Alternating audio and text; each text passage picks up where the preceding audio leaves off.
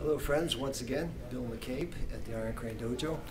We're going to continue our exploration of how we approach some of the self-defense basics, sharing with you techniques that have evolved within our group over a period of decades. And we're going to look today more of an intellectual exercise than anything, just to give you some different ideas on how to approach movement. It's the reverse straight in grab at the chest level. Now, last week or in the previous segment, I can't remember if it was last week or not, we did one where somebody was lifting you up in a domination type grab. This is the variation of that, which allows us to explore some different options. And most people will grab you like this as they're about to pull you in and sucker punch you. Okay? Now, having said that, some of the things that you can do just right out of the starting gate. First thing we can do is close the door out there so we don't have the background noise. Attacker grabs, whenever they grab in this position and their arm is flexed like this, you have a direct shot at the brachial reflex, and which will be right here. And this is something that's very sensitive, so it's only used for self-defense purposes, and it could be a significant finger in strike, it could be a knuckle strike, it could be a phoenix fish strike. The deal is Sensei Chris will attest, if I put any kind of force on it, it's extremely sensitive to the strike and can be an extremely painful strike to his body. It can also be used as a push-off technique. I just want him off of me. So I grab him, same deal. He wants me off. Okay? Now, almost anywhere where you touch, in or around that point, see, I can go forward of it, it's the same thing. I go at an angle, same thing. See, there's a whole area of points here that are very sensitive to touches, which are pointed in their essential nature. And all these are pretty non-violent types of self-defense reactions or responses. He grabs here. One of the techniques that we discussed in previous film segments is the Archie's dust-off technique, which is a robust strike into the balance center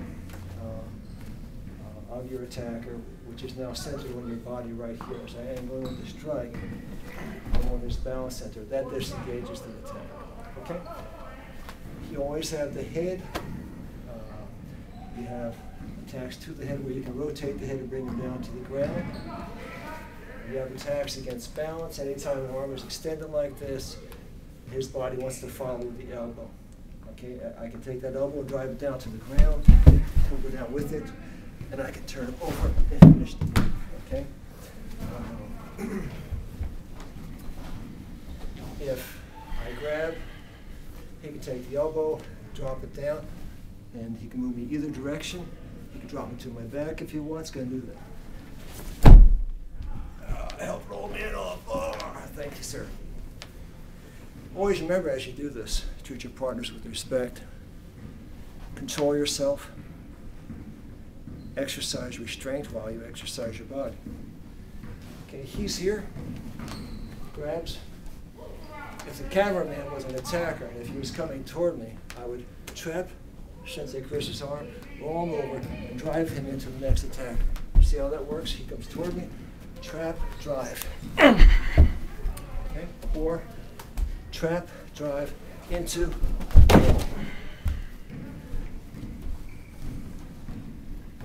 He can grab, I can trap and break. That's it. Opposing actions. Come on the other side, walk around the body so you can get a good view of this from several different angles. Okay, look over the top. Good. And circle around to my left shoulder, if you will, so they can view it from that side. I'm over here, thank you. Okay. And take a look at the hand. Good. Now, a release technique. This grab has some degree of integrity side to side. It's weak vertically, so if I push down, there's a release in there. He grabs, I push down, there's a release. As soon as I have him in this position, I can move him. Okay, or I can move him down, forward or down to the rear. Watch how I move them to the rear. I go down and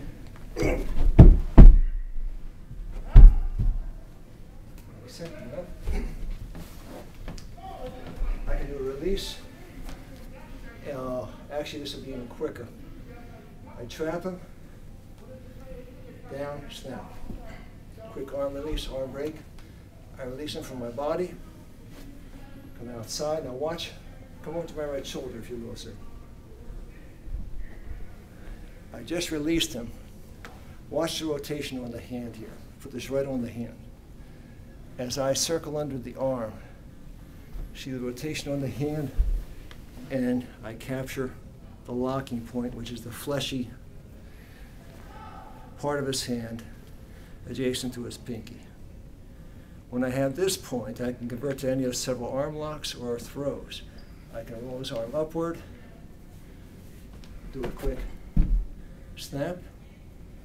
I can trap from the rear, come around, and this is known in our group as the turkey. I think we adopted the name from something we saw Jean LaBelle do some time ago. This is a beautiful control move. Or the attack, same move. I'm going to do it with a little bit of a flow now. Up, you can see the flow there, here. If I step forward, it becomes a throw.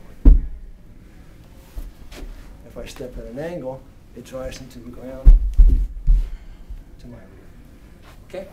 Since Chris is here, I grab the same throw that we had with the upward lift, which is an arm snapping, so he goes underneath, lifts me high. Now go to the other side and take a go over here, take a look at this angle. And peek going down in there. You can see how he's pinning my hand into his chest. You're going to go around to the front. As he begins to lift me, he drops his body beneath me and snaps my arm in that spot. As I'm about to move to the top. Okay, so there you have a few very interesting techniques. Anything else that you can think of that we'd like to share right now at the top of our heads? Pops you were doing earlier. Okay, good. Let's take a look at that. And these are inspired by, I'll let you do it on me. These are inspired by quick hand snaps that are evident in many Ishin Rukata. I grab, okay, other side view if you will, sir. Okay, fire. And he has any number of ways he can put me into an arm bar. Okay, good. And he grabs me, and you got the chicken wing locks,